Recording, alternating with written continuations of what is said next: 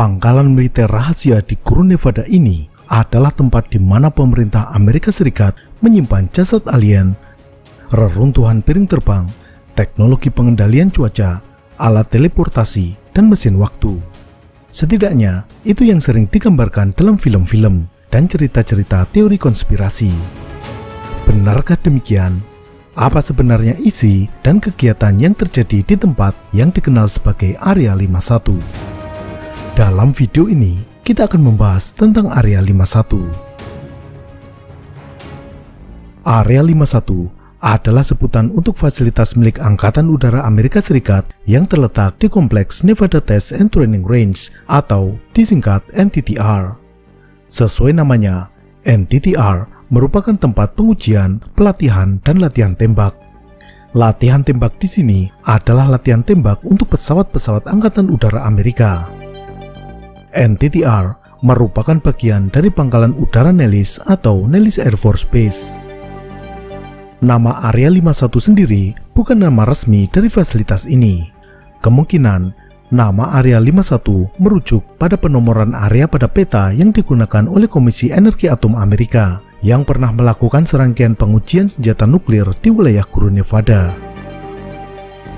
Fasilitas ini, di mana pada dasarnya adalah lapangan terbang, memiliki nama resmi Homey Airport dengan kode lokasi XTA atau KXTA. Kode K atau huruf K menunjukkan berada di negara Amerika Serikat.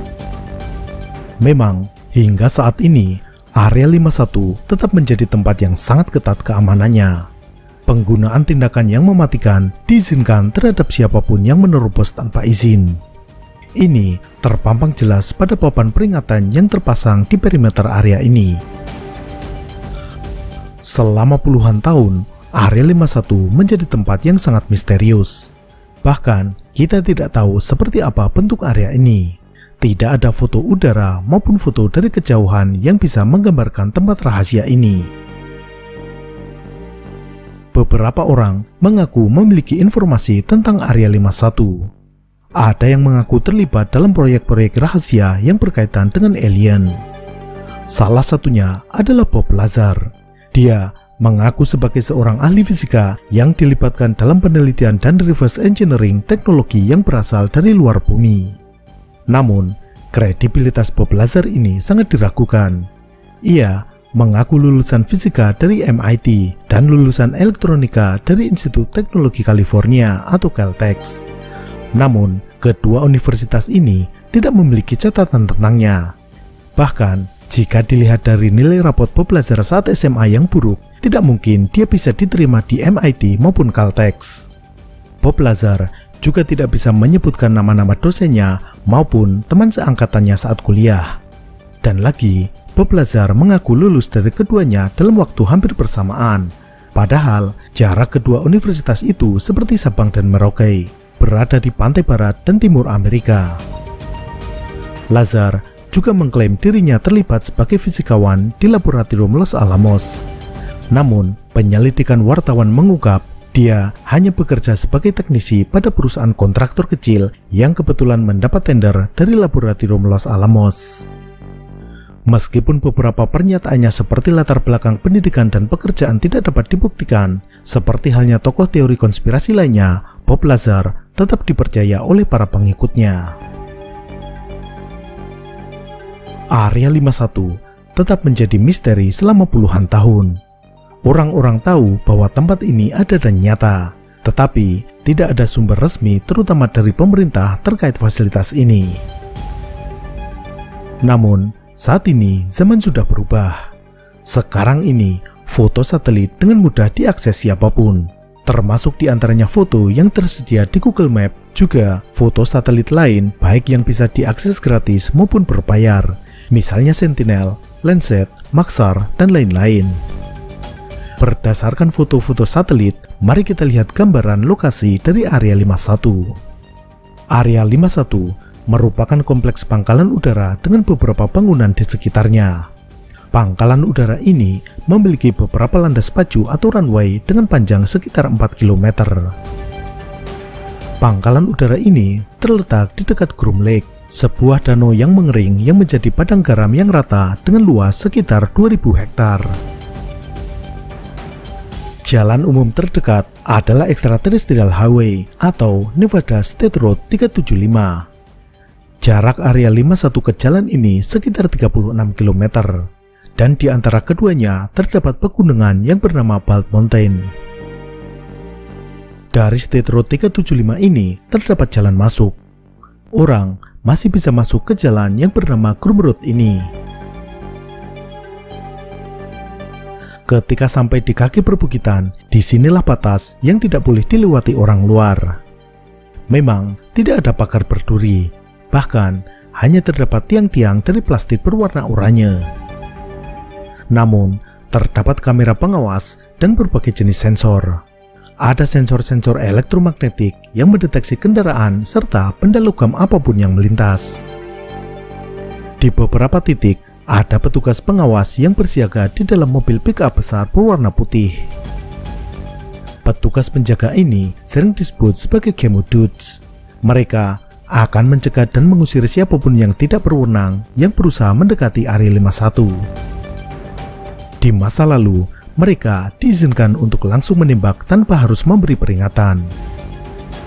Dari titik inilah area terlarang yang tidak bisa dimasuki sembarang orang. Area ini selama puluhan tahun menjadi misteri, kontroversi, dan objek teori berbagai macam teori konspirasi. Bahkan, Area 51 disangkal keberadaannya. Secara resmi, Amerika tidak mengakui memiliki fasilitas militer yang dikenal sebagai Area 51. Namun, pada bulan Agustus tahun 2013, CIA merilis dokumen-dokumen yang berkaitan tentang Area 51. Sejak saat itulah, kompleks Area 51 secara resmi diakui keberadaannya. Termasuk foto-foto satelit yang tadinya diblur, kini bisa kita lihat dengan jelas. Berdasarkan dokumen-dokumen yang dirilis CIA tersebut, kita dapat mengetahui sebagian kegiatan-kegiatan yang dilakukan di Area 51. Tempat yang kini dikenal sebagai Area 51 dibangun pada tahun 1955 oleh CIA. CIA membangun fasilitas tersebut sebagai tempat uji coba bagi proyek Aquatone. Proyek ini merupakan program pengembangan pesawat mata-mata. Pada masa itu, terjadi perang dingin antara Amerika Serikat dan Uni Soviet. Masing-masing pihak saling merasa curiga dan terancam. Keduanya saling memata-matai atau melakukan kegiatan spionase satu sama lain. Amerika mengembangkan pesawat mata-mata yang bisa masuk ke wilayah udara Uni Soviet dan memotret dari ketinggian. Dengan itu, Amerika bisa mengukur kemampuan militer Uni Soviet dan memperkirakan rencana-rencana yang sedang dilakukan oleh Soviet. Pada saat itu, ancaman terbesar dari misi mata-mata ke wilayah Soviet adalah sistem pertahanan udara atau rudal darat ke udara milik Uni Soviet. Maka, jika bisa membuat pesawat yang terbang sangat tinggi di luar jangkauan rudal Uni Soviet, Amerika bisa leluasa terbang dan memotret Uni Soviet dengan bebas. Meskipun Uni Soviet bisa mendeteksi pesawat tersebut dengan radar, namun mereka tidak bisa berbuat apa-apa. Proyek Aquatone menghasilkan pesawat U-2 yang mampu terbang hingga ketinggian lebih dari 21 km. Pesawat ini mulai dioperasikan tahun 1956. Selama bertahun-tahun, U-2 terbang berkeliaran memata-matai Uni Soviet tanpa gangguan.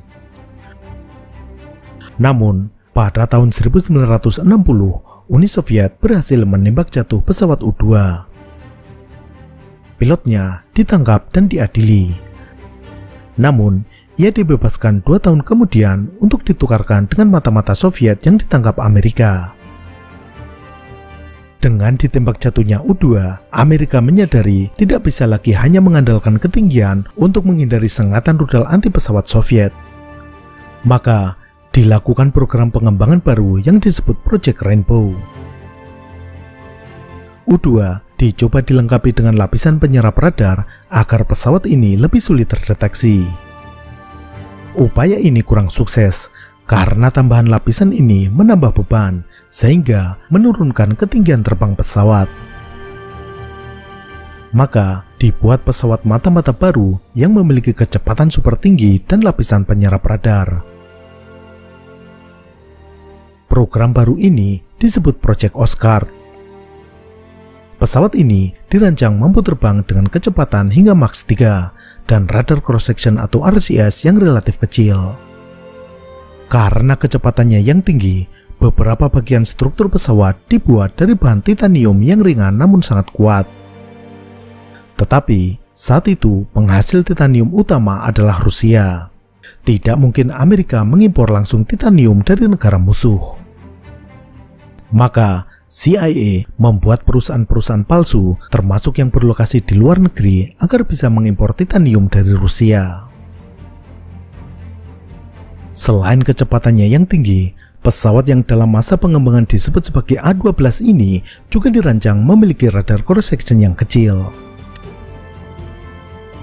Di area 51, A-12 diuji dideteksi dengan radar.